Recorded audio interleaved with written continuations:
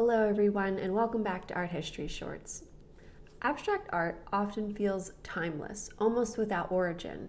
Today, it's hard to imagine it as something that had a beginning, especially when it can be as simple as swirling colors or geometric shapes on a canvas. But as a movement, we can place a time, location, and even an artist at its beginning. And just to clarify, I'm specifically talking about Western abstract art, which has its origins in the early 1900s. So if I asked you, which artist did abstract art originate with, who would you say? Would you say Kandinsky, Robert Delaney, Mondrian? I'd be pretty surprised if you said Hilma af Klint.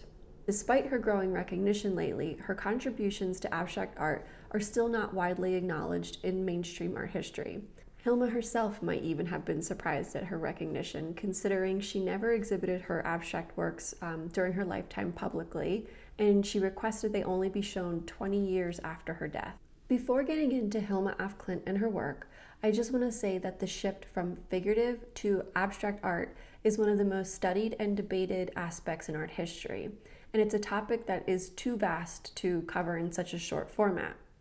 Normally, I choose one work by an artist or I give a brief overview of an art movement, but I wanted to introduce Hilma af Klint and her work as a whole for this video because frankly, I find her story kind of fascinating, and the gender implications are just one piece of that. For much of history, female artists have been overlooked, their contributions minimized, and only more recently have their roles in shaping art been acknowledged. For example, if I look through an old textbook of mine published in year 2016, there's no mention of Klint's contribution to abstract art, and actually she's not in it at all. So, how did we go from no mention or knowledge of Klint's achievements to being considered the creator of the first abstract work in the West? Hilma af Klint had an interest in spirituality, seances, and mysticism, things that were popular at this time in history, and they played a significant role in her abstract work, setting her apart from many of her contemporaries. Beginning in the late 1870s, she regularly attended seances, driven by a fascination with the unseen, a theme that dominated the era, with discoveries like X-rays and electromagnetic waves fueling public intrigue.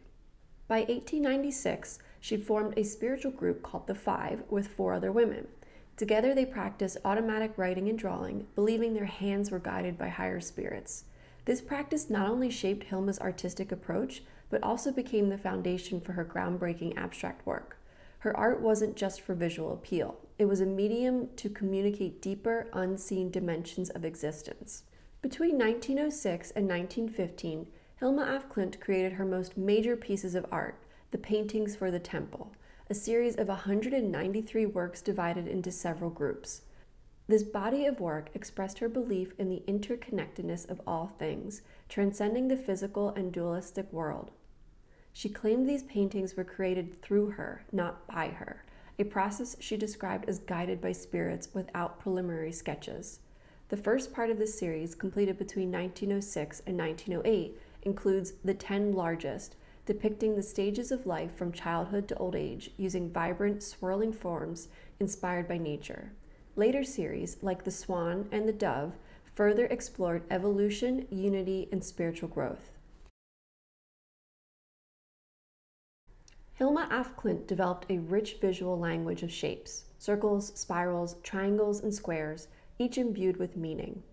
Her work was less concerned with abstraction for abstraction's sake and more with portraying the invisible forces governing life. For instance, spirals symbolized evolution and interconnectedness, while dualities like light and dark or male and female were expressed through opposing colors and forms. Nature, too, served as both inspiration and metaphor in her art, reflecting her belief in the harmony of the universe and the perpetual cycle of growth and change. She was truly ahead of her time in more ways than one. Believing the world wasn't ready for her radical ideas, she stipulated that her abstract works should not be shown until 20 years after her death. When they finally surfaced decades later, they challenged the established narrative of abstract art's origins, which credited artists like Kandinsky and Mondrian.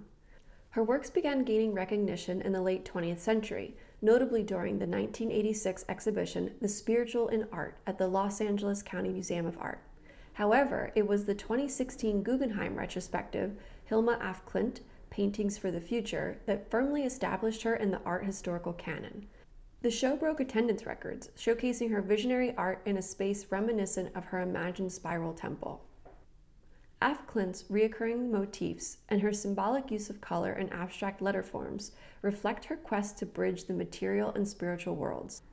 Her work has forced a re-evaluation of modern art's origins, highlighting Af Klint as a true innovator whose contributions challenge and expand the traditional narrative of abstraction's history. So I hope you enjoyed this brief look at Hilma af Klint and her work and the process behind its creation. If so, please like the video or subscribe to my channel. It always means a lot to me when you do. Also, if you're interested in a video dedicated to just one of her paintings where I break it down, let me know in the comments. Thanks so much, and I'll see you next time.